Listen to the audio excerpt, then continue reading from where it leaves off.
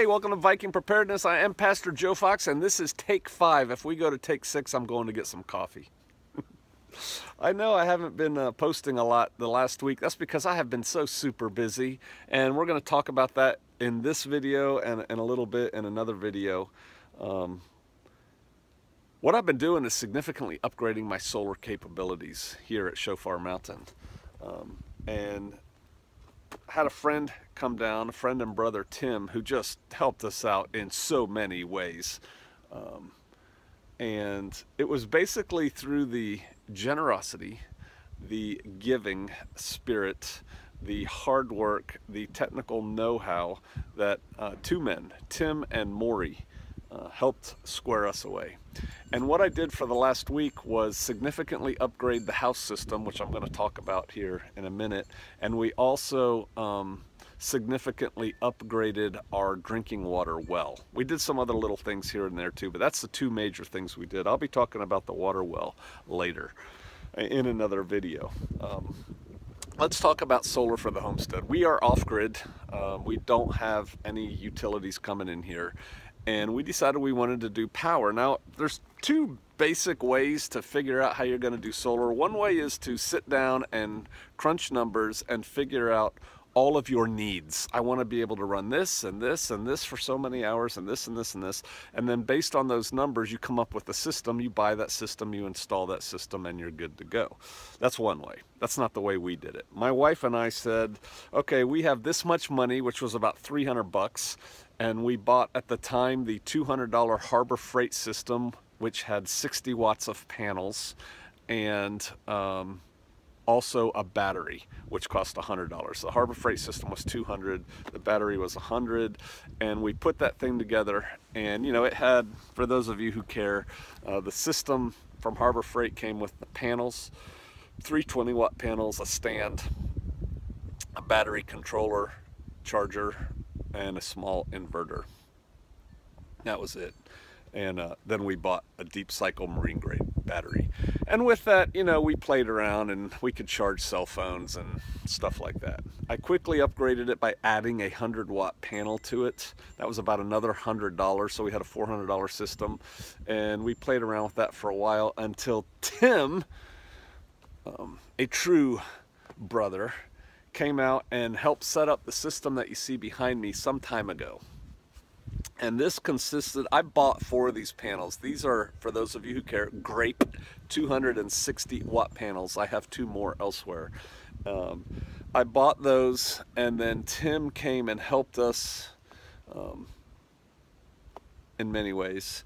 And we installed a 2,000 watt pure sine wave inverter, 8 Trojan 105 RE 6 volt batteries. This is a 12 volt system. Various junction boxes and things like that, and that gave us enough power right there. First of all, we went from 160 to over 500 watts of generation. That gave us the ability to charge our laptops and cell phones, run a fan for a short period of time at night, turn a light on every now and then when we needed it, and run the laptops when the sun was shining with no problem.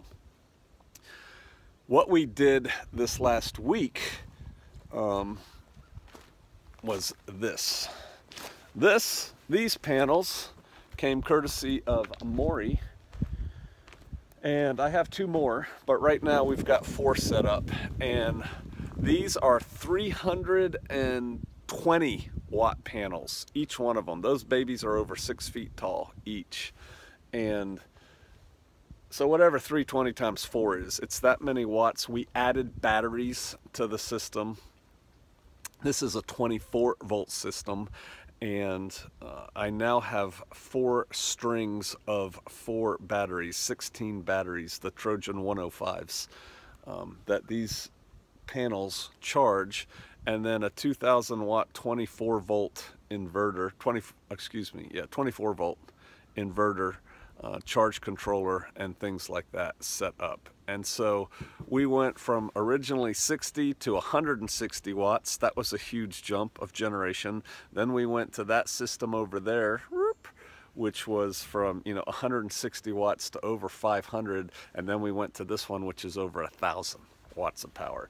I think we're going to be able to do everything we want to do with this system, to include running a real refrigerator, which is what I want to do. We had to do a lot of work though. You know, for these panels to mount, there's all different kinds of ways to mount panels. And I built these frames, which still aren't quite done. This is all treated lumber. They rotate.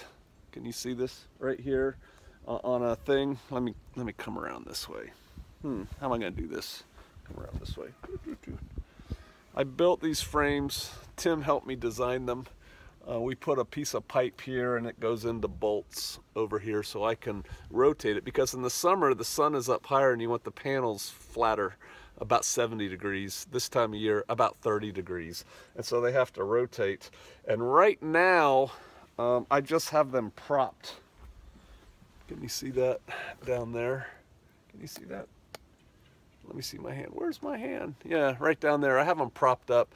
I'm going to build another rack. I'm going to do some things with more 4x4s and treated lumber so that I can have like a little kickstand thing. And I also had to tie it down here with 550 cord, because it can no longer come this way because of my block, but it could conceivably blow over that way. And so I put those little leashes on with 550 cord.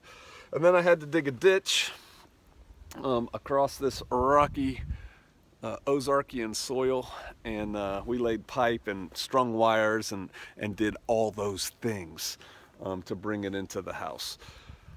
So far we're really happy, but we haven't begun to play with the system yet.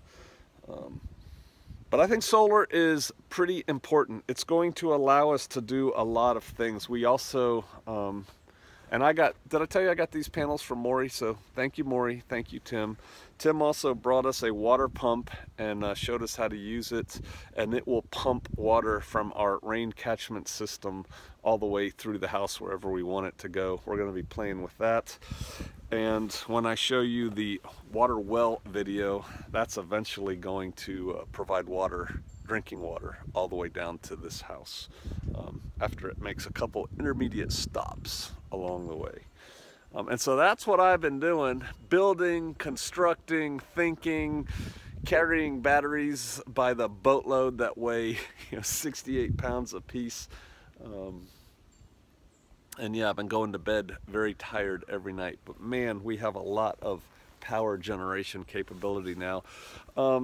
Couple other little things. I have each set of panels oriented slightly differently. Our sun at sunrise doesn't hit our panels because we're in the mountains. So there's a mountain over here, and the sun, it takes it a while to get up over the mountain. I want these panels catching that immediately, so they face more east. They're still south, but more east. And then these panels over here are catching the afternoon sun, which is more westerly. Not that big of a difference, but it will make a little difference. And we looked at that. And so, yeah, we're getting it done here on the homestead. Did I tell you? This is like the 6th take I'm doing, a 5th take. Everything we plan to run with that, I think I can run everything I want. A light in every room, a refrigerator, charging the computers and phones at will, a fan all night long, those kinds of things. And so we're really stoked. And I'm really deeply appreciative of the two brothers who gave so much of themselves to make this possible. We still have more stuff going on. We're gonna move this system right here, the old system, to the Ava Cottage, so that we can give that more power, because right now we only have, I have the old Harbor Freight system set up down there. And so we're gonna make that a better system. And yeah, a steady, constant forward progress. I still have all the projects I need to do. I know I owe some of y'all emails. Like I said, I've been going to bed exhausted at night, and I haven't had time to give the emails the proper thought that they deserve. And so those are forthcoming within the next day or so. Yeah, that's what I've been doing. I'll probably be writing up something for the Warriors on Up later on today, and we're going to go to a Wi-Fi hotspot. Still haven't sorted that out here real well. We have power now though, so we're going to do that. And I'm going to take it easy for a day or two and just kind of recharge my personal batteries. And then we're going to get right back on it. Been having truck problems like you wouldn't believe. The sway bars, the two front sway bars on my little pickup truck were both hanging down. The brackets fell out and they gouged the inside of my pretty new tires, which doesn't make me happy. So yeah, things to deal with. It never ends. The work never ends. More pithy things coming. I just wanted to let you all know what I was doing and kind of show it to you. All right, I'll see you out there.